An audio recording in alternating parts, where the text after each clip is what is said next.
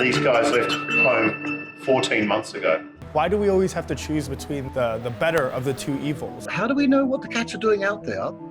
Welcome to Your World by Bloomberg QuickTake. I'm Jennifer in New York. And I'm Kurumi in Tokyo. The coronavirus pandemic has put many of us in some unexpected situations. And for 300,000 workers on merchant ships, they found themselves stranded at sea.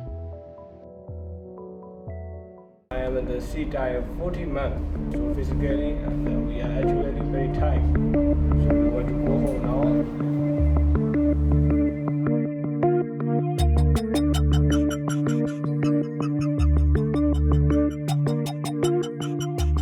These guys left home 14 months ago. Their families have not any clue when they're going to come back home in a time when we've faced the worst pandemic the world has ever seen in living memory.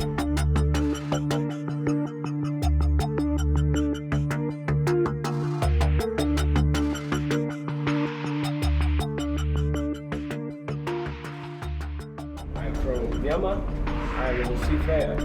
Now I am in the Seafarers.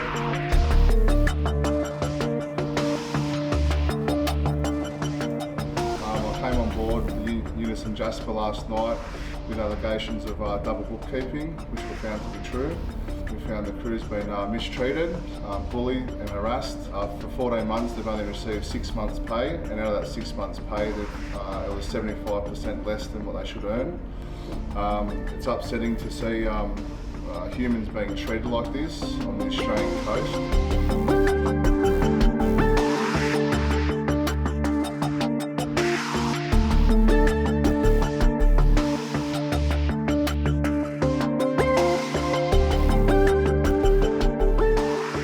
This ship does not have enough seafarers now that these guys have stopped working. So therefore no other ships can come in. The supply chain has been affected greatly, and now until another crew can be sourced, the ship is rendered unable to sail out and away from this terminal.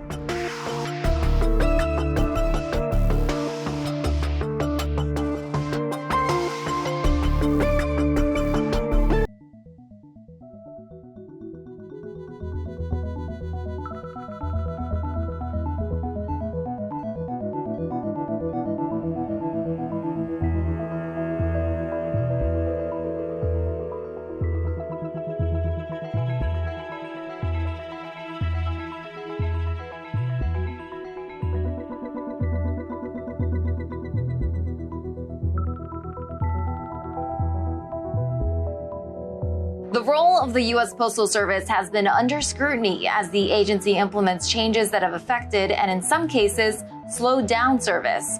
The USPS is vital to communities across the country, including the small town of Lambrook, Arkansas, which has one lone post office. This post office is important to me. So here we are at the post office.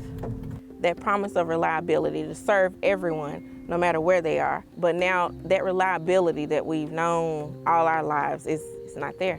And now it's becoming this big divisive issue. I grew up in Lambrook, very small rural place. Families live here, a lot of farmland, probably not more than 100 people. My wife get her diabetic medicine through the post office. You know, just take the post office away, you would take part of the community away. I've been here 67 years. Well, I was born here, as a matter of fact. Post office is basically only a connection we have with the government and everything that's supplying a service for us. We don't have any UPS or FedEx offices around here or places we can ship from. We have to use USPS. If you look at Congressional District 1, it's probably the poorest congressional district in Arkansas. As executive director of a nonprofit organization, I provide the information for early voting, for registering to vote, guidance on, if they do decide to absentee ballot, and things like that. In 2011, we were very united around saving our post offices because Lambrook was on the closure list, as were many, many other post offices in this state. There were over 85 post offices on the list to be studied for closure. They listened to us and they said, hey, these people clearly need their post offices. So we won't be able to give you full hours, but we're gonna give you something. And our something was 9:30 to 11:30, Monday through Friday. I don't take that for granted at all because I'm able to come to a post office and mail things that members and my staff needs. I'm here more than I've probably ever been. And I try as much as I can to spend dollars here because I understand the importance of keeping these doors open. Because my internet is so terrible, I have the highest package you can have. Every month I have to pay because I use up that allotment that they give me. Like this month, my bill was $300. So my option is I go to McDonald's, which is 45 minutes away, and my son and I will just go up there and sit in the parking lot and use their free internet.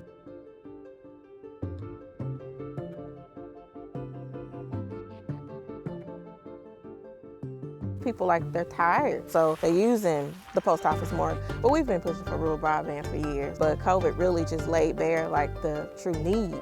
If things stay as they are now, as far as the spread of COVID and things like that, I feel like I will be comfortable enough with doing early voting, which I pretty much always do. My intentions are not to vote by mail. I never has.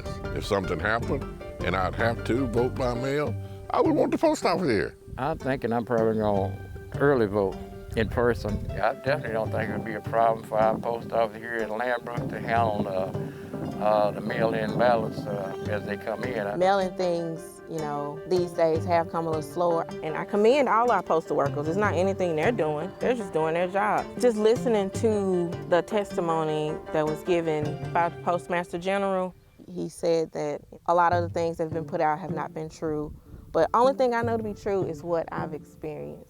Before July, it did not take my packages that long to make it somewhere. And he said a private business would have stopped doing this, being the last mile provider, because it's not cost effective.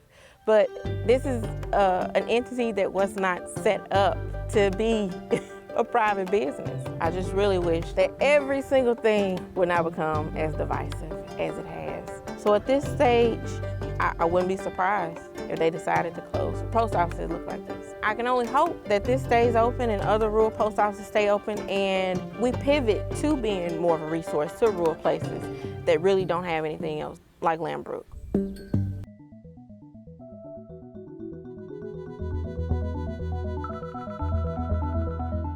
Our tomorrow may be dark, painful, difficult, and we might stumble or fall down.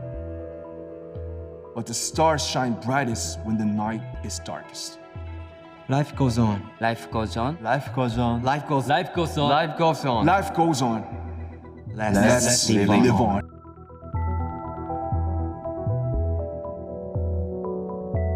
For 2020, Bloomberg News identified 9 new demographics primed to influence the upcoming U.S. presidential race. Each week, we've introduced you to a new one, and this week, we're taking a look at the new guard of the electorate, Generation Z. This is going to be my first ever presidential election. It's a very big one. This November, I'm unfortunately going to be voting for Biden and Kamala. That was not my first choice. 175 years of enslavement of your own people. I'm going to tell you the truth about how I feel about this. I mean, why do we always have to choose between the better of the two evils? Do I choose this bitch who is incarcerated? So many people who look like me and the ones especially who don't look like me? Or do we go back to the Cheeto who has run this economy into the ground, has made sure to be as racist openly as possible, to have allowed a global pandemic to take over our lives when other countries are already returning back to normal? We have to ask what's better for the sake of our children.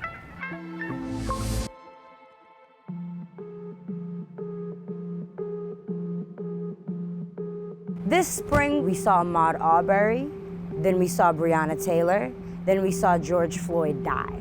No, let's be clear, murdered. So I hit the streets like everybody else. 1, 2, 3. Chains still haven't been lifted. They have not.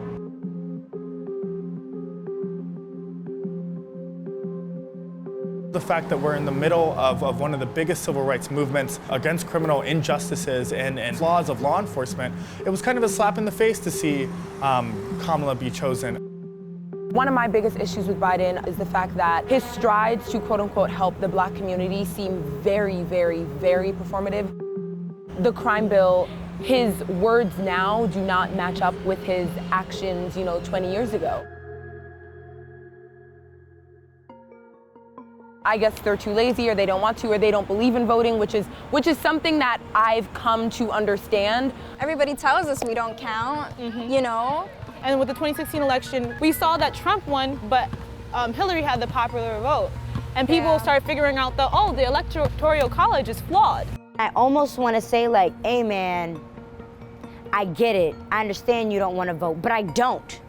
Because the thing is, and the reality of the situation is, no matter how we as black and brown people feel, who are on the right side of history, who just don't agree with Trump or anything to do with him, there are as many people who are going to go out to vote because they believe in everything that he says. I know I have to vote and I will vote, but right now I'm undecided because I hate to say it, but I am looking into third-party people because as it stands, the Republican and Democrats don't really care for my generation, much less the people of my race.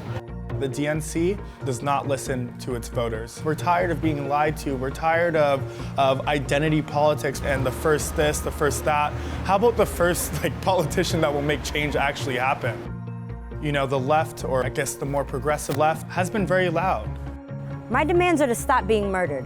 Helping the communities that you say that you're gonna protect. If fighting for Black lives is radical, then I'm radical. If fighting for Medicare for all is radical, I'm radical. If fighting for climate change and fighting for the Green New Deal is radical, I'm radical.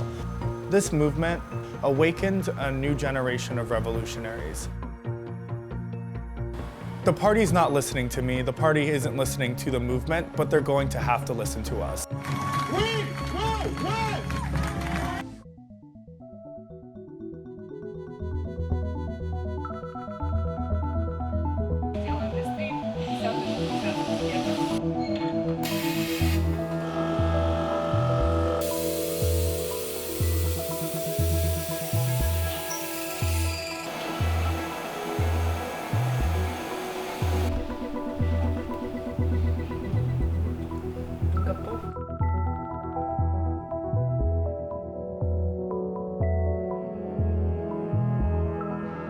Ever wonder what's going on in the mind of a cat? Researchers at the University of Cape Town haven't figured out how to read a cat's mind, but they used kitty cams to discover the impact that outdoor cats are having on local ecosystems. Take a look.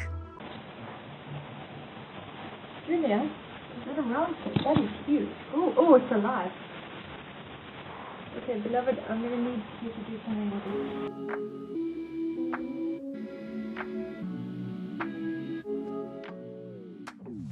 We simply wanted to know what they were catching, and at the same time to see, how do we know what the cats are doing out there? Are they bringing everything back into the house? We really don't know that. And at that time, little animal-born video cameras, which everyone knows as kitty cams now, were put on cats in different suburbs around Cape Town. What was interesting for us is that people often argue that cats are really important for controlling rats and mice. But we found actually that cats are killing 9 other animals for every rat or mouse that they kill. We had a study getting the owners to record all of the prey that the cats brought home so that we could get some sort of idea on whether the cameras might affect the prey that they brought home, but also just to kind of make sure that the owners were keeping track of what was brought home.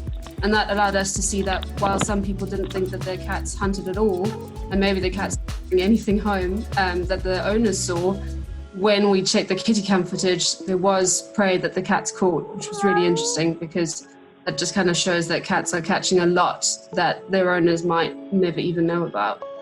Everything from scorpions, spiders, crickets, mice, birds, bats, squirrels. A lot of the owners thought that their cats weren't going anywhere, but with those GPS collars, I could actually see that quite a number of them went into the conservation or wetland area. And so I think that most people think that their cats might not be going that far because they think that they're either lazy cats or they're too old. But I had a 10-year-old cat, if I remember correctly, that brought home 4 prey items and was moving into the wetland. At the end of the day, the answers to our questions were the average Cape Town cat is catching about 90 prey per year, and we reckon there were about 300,000 cats in Cape Town catching 90 prey on average per year. That translates to 27.5 million animals per year. Most of those were reptiles. So the vast majority were reptiles, 14 million reptiles, for example. We estimate about 450,000 birds, including sunbirds, sugarbirds, weavers, a tiny percentage, below 2% of all the prey, according to the Kitty Cam study.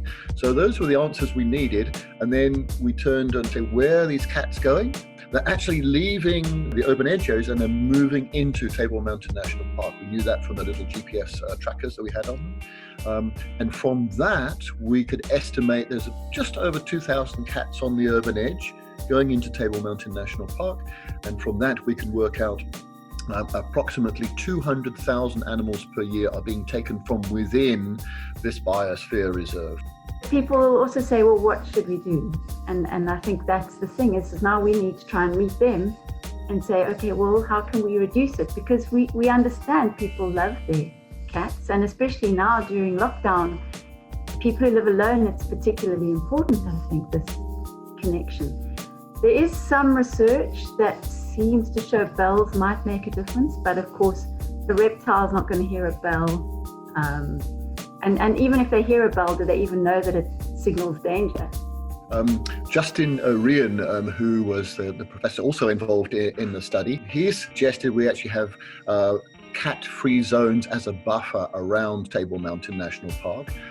So we're talking about a buffer about 800 meters where it's like a stewardship program. It's not banning cats from those houses. It's saying to the cat owners, would you be responsible for your cat? Would you either put it in a catio, which is an enclosed patio, or would you keep it in during night to at least reduce the amount of time that it has out there?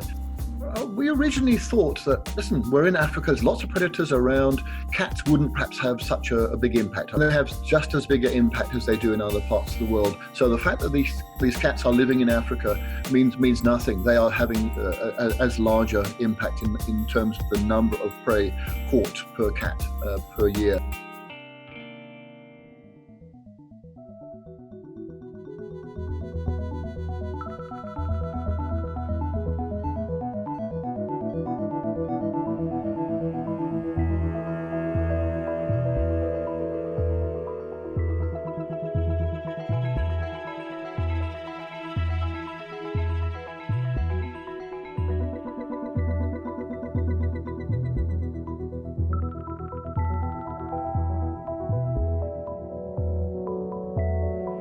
Don't believe your eyes. A pair of Hong Kong bakers have used their skills to develop deceptive desserts that have given their business a boost and taken social media by storm. Take a look. We just found a way to cheer up ourselves. Like, I want to see her eating the slippers, and I was laughing so hard.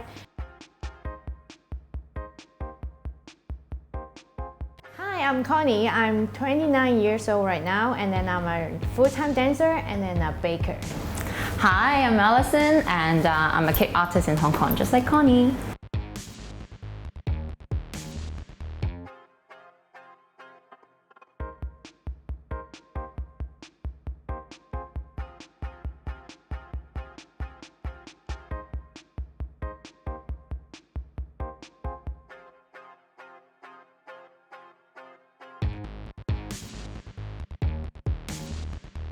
And then we made the slippers, and then this lady here made me eat the slippers, and that video went viral.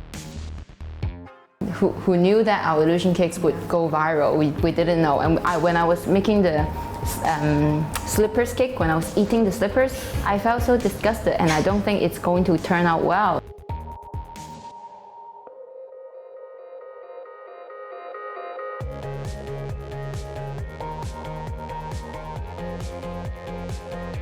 We had 2 months that our business went really quiet.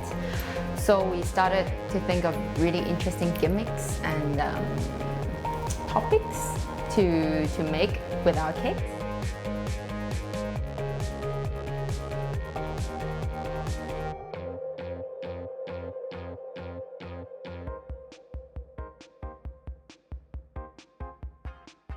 It's very hard to start your business with a physical cake shop. So you always start online because it's free and everyone is on their mobile phones. As long as you know how to use certain applications, social media platforms, how to take good pictures, edit them and post them, you can just build up your business with a very low cost. We started like that with a very low cost and to build up our audience, our customer base before we really opened this physical shop.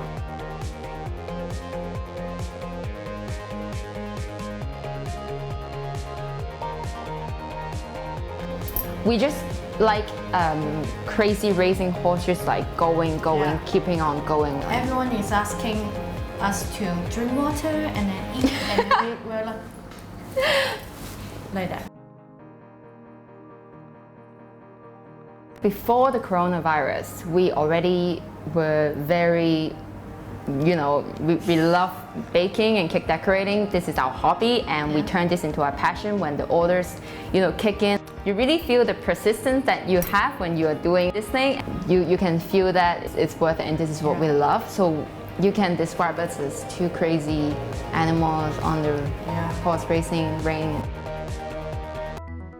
That's our show for this week. Remember to follow Bloomberg QuickTake on Twitter, Facebook, Instagram, and YouTube. And for a daily recap of the day's top stories, visit quicktake.video. Thanks for watching.